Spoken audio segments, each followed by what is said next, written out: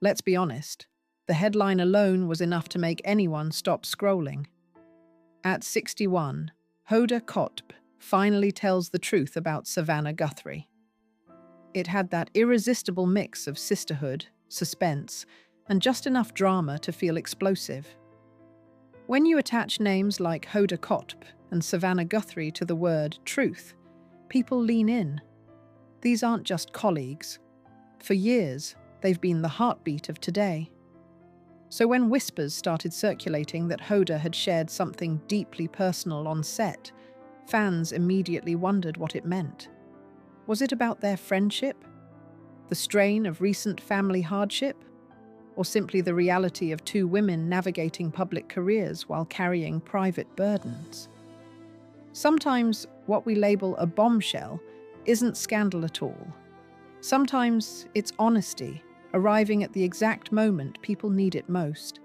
And maybe that's what this really was. A return that felt different. It was early February 2026, when Hoda returned for a guest appearance on the show she helped define for years. Though she had stepped back from full-time anchoring the previous year to focus on her daughters and new projects, her presence still felt like home to viewers.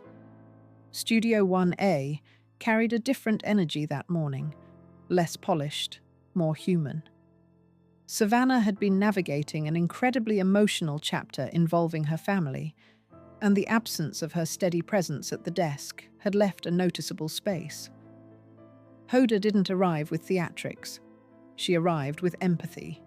Her words were measured, warm, and unmistakably sincere. She spoke about resilience, about friendship, and about standing beside someone when life feels overwhelming.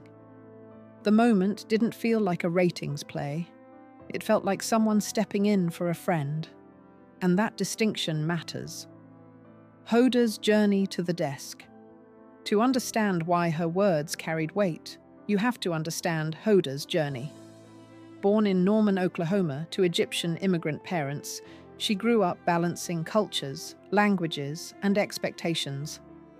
Her family valued hard work and education, and she leaned into storytelling early. After studying broadcast journalism at Virginia Tech, she began her career in small markets, covering everyday stories that taught her how to connect with real people. Over time, she rose through local stations before landing at NBC, reporting on major national events and international crises. Her path wasn't glamorous at first. It was built on persistence. That foundation shaped the warmth viewers eventually came to love, an authenticity rooted in experience, not polish. When she later joined the fourth hour of Today, and eventually the main desk, she brought something viewers recognized instantly: heart. Savannah's path to the spotlight. Savannah's journey was equally layered. Born in Australia and raised in Tucson, Arizona, she grew up in a home where education and faith were central. After earning her journalism degree, she built her career through legal reporting and political coverage before landing national roles. When she joined Today, full-time in 2012, she brought sharp intelligence and composed delivery.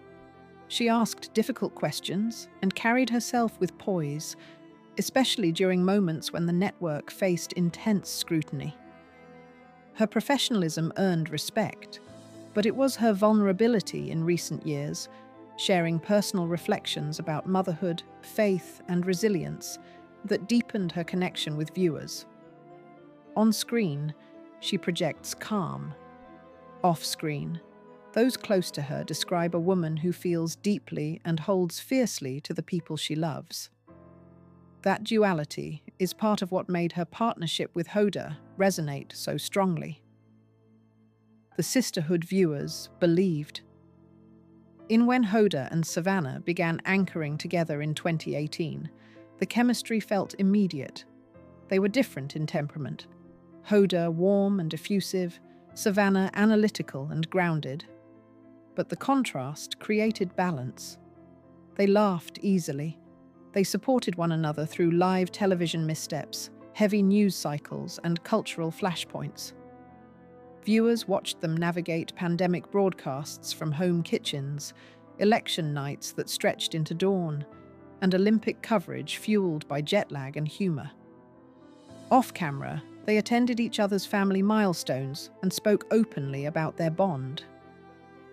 In interviews, Hoda once described Savannah as the sister I chose. Savannah echoed that sentiment, calling Hoda a constant in the chaos. Their connection didn't feel manufactured, it felt lived in. And audiences respond when something feels real, the moment that sparked speculation.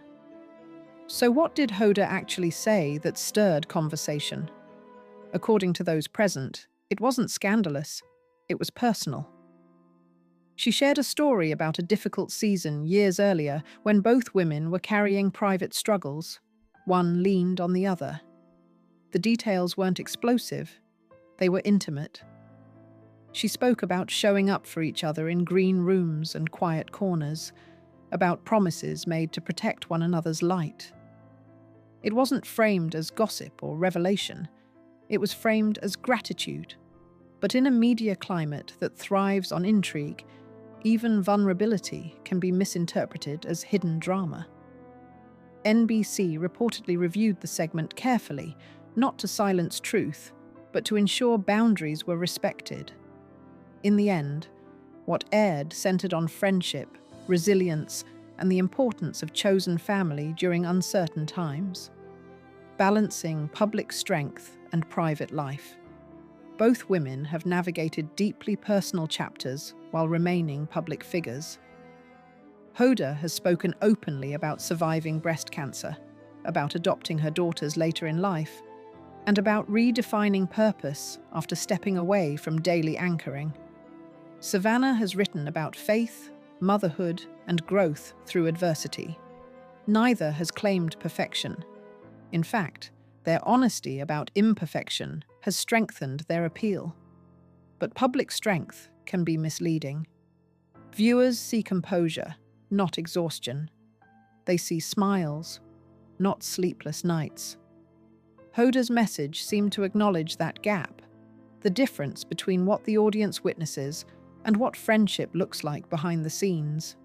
It was a reminder that even women who appear unshakable rely on one another. Strength, in this context, wasn't independence. It was interdependence.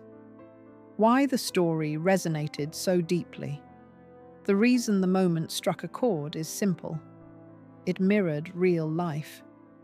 Most of us have that one friend who stood beside us when the world felt unstable.